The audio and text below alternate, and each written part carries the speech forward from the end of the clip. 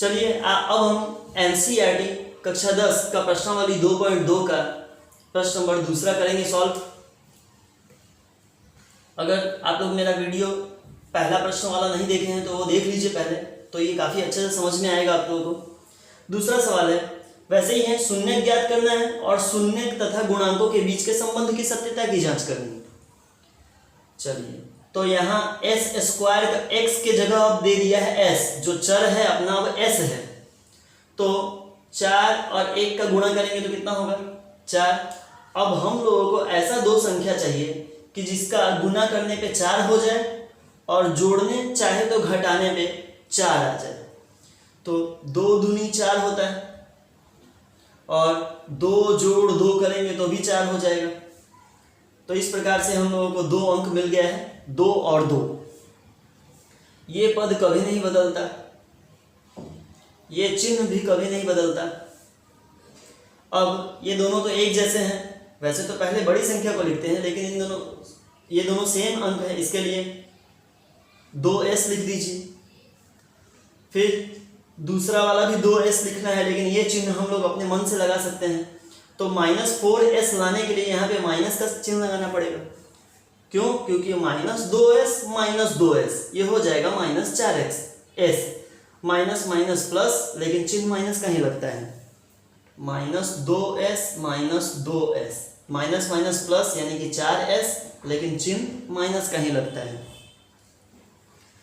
ये वाला चिन्ह कभी नहीं बदलता, जैसे का वैसा, और ये वाला अंक भी जैसे का वैसे लिख दिया जाता है।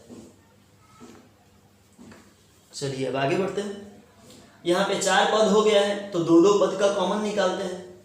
इन दोनों पद में क्या कॉमन दिख रहा है? 2 का पहाड़ा भी कॉमन दिख रहा है और s भी कॉमन दिख रहा है। तो 2 का पहाड़ा कॉमन निकाल दीजिए बाहर, और s स्क्वायर और यहाँ s पे 1 घात, s निकाल दीजिए। 2 का पहाड़ा पढ़ना है कि 4 है, तो 2 दूनी 4, s स्क्वायर में से s बाहर निकल गया है तो s बचा 1s, 2s है, 2s पूरा बाहर निकल गया तो क्या बचा? 1 बचा। उसी प्रकार इन दोनों पद में देखिए, ये चिन्ह तो लगा ही देना है ऐसे। इन दोनों में कोई भी चीज कॉमन नहीं है, ये 1 है और ये 2s है। जब कोई भी चीज कॉमन नहीं होता है तो 1 कॉमन होता है, तो हम लोग क्या लिख देंगे 1, क्योंकि 1 से किसी को भी गुना करने पे वही संख्या मिलता है, इसलिए 1 को कॉमन ले लिए। अब आगे -1, तो ये 2s जैसे का वैसा लिख देंगे। लेकिन याद रखिए, अगर इस ब्रैकेट के आगे अगर माइनस का चिन्ह कभी आता है तो ये चिन्ह को बदल के लिखते हैं, ये वाले चिन्ह को बदल के लिखते हैं। अगर प्लस हो तो माइनस लिखेंगे और माइनस हो तो प्लस लिखेंगे, और ये एक जैसे का वैसे। दोनों ब्रैकेट सेम आ जाना चाहिए। अगर दोनों ब्रैकेट सेम आ गया तो समझ लीजिए कि हम लोग सही किए हैं सवाल। 2s -1, एक ब्रैकेट में इन दोनों को लिख लेना है और दूसरे वाले ब्रैकेट में बाहर वाले पद को 2s -1। हम लोगों को शून्य ज्ञात करना है तो 2s -1 बराबर 0 लिख लेंगे। 2s बराबर, ये -1 उधर गया तो +1 हो जाएगा। 2s का मतलब है कि 2 से s का गुना है, तो यहाँ 2 गुना में उधर गया तो भाग में, यानी कि 1/2 लिख लेंगे इसको। यानी कि पहला शून्यक हो गया 1/2। दूसरा शून्यक देखते हैं, 2s -1 बराबर 0, सेम है दोनों तो शून्यक भी वही आएगा।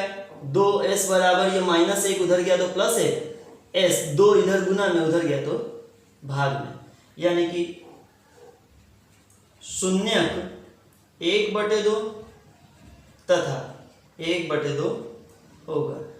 2 शून्यक है हम लोग के पास, दोनों एक जैसे ही हैं, 1/2 1/2।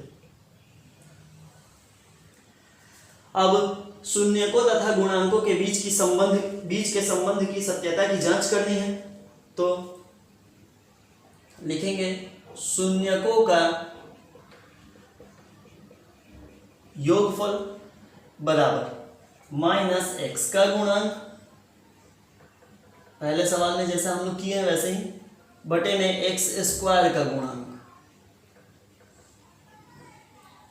शून्यकों का योगफल।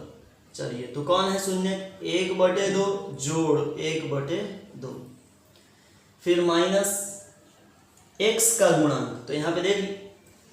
अब यहाँ पे तो x नहीं है, s है, तो इसके लिए इसको s लिख देता हूं मैं। जो चर है अपने पास x नहीं है, s है, इसलिए s।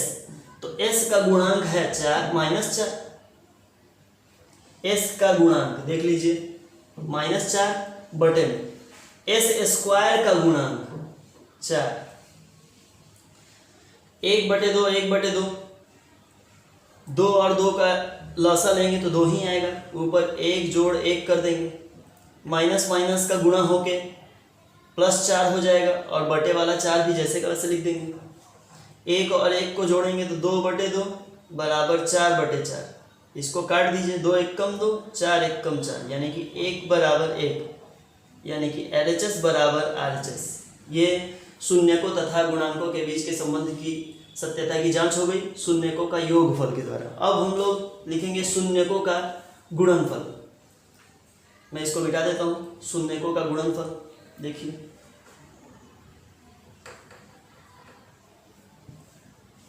यहाँ पे हो जाएगा अचर पद,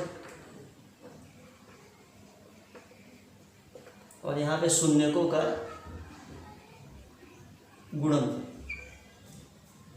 चलिए, शून्यकों का गुणनफल तो इन दोनों का गुना 1/2 गुने 1/2। अचर पद जिसमें चर नहीं हो 1, और s स्क्वायर का गुणांक 4, यहाँ गुना कर देते हैं, 1 1 कम 1 और 2 दूनी 4 बराबर 1/4। यहाँ भी LHS बराबर RHS। ये प्रश्न यहीं पे समाप्त हुआ। अगर आपको ये पढ़ाया हुआ मेरा मेथड अच्छा लगे तो आप लोग वीडियो को लाइक और सब्सक्राइब जरूर कीजिएगा। Thank you.